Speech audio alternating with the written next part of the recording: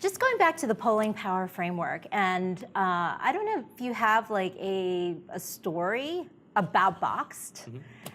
Yeah, because you guys have done such a great job in terms of building that sense of community, and I mean, just the great example that you've shown.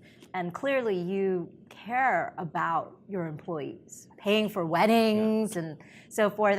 Let's actually talk a little bit more about some of those great cultural things that you've done within BOXED. And let's then talk about how that fits into the polling power framework. So, going back to the question about juggling and the topic of juggling, all the things we've done at BOXED, whether it's the college tuition program, the unlimited maternity and paternity leave, and even just the life-changing events program, including weddings, it's been a constant juggle because we are, at the end of the day, a very friendly organization to the folks that empower us. So whether it's customers or employees, but at the end of the day, we also have to juggle and balance the fact that we're also not a charity.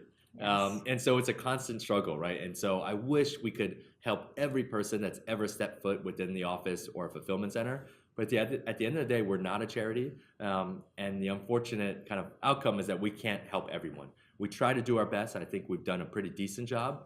But balancing charity and being a company, yet trying to do the right thing, has been a constant struggle for us.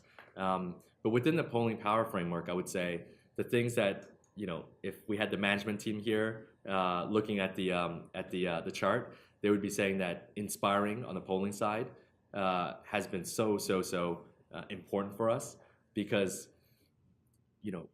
it's funny that we're kind of talked about in the press these days because I would say 3-4 years ago, there was not a lot of interest in selling toilet paper and cookies online, and so the way in which we had to inspire our employees to come into work every day and do their best, even though some of their friends might be working on driverless cars or drones or virtual reality, it was a huge monumental task that we had to perform. So I would say that inspiration part was so important for us. And on the power part, I'd go back to the worthwhile aspect of the power component, because you can only do so much with the resources that we have. As an early, maybe not early stage startup anymore, as an early company, we just don't have the resources to do anything, to do everything, I mean. And so we have to find the most worthwhile objectives to go after.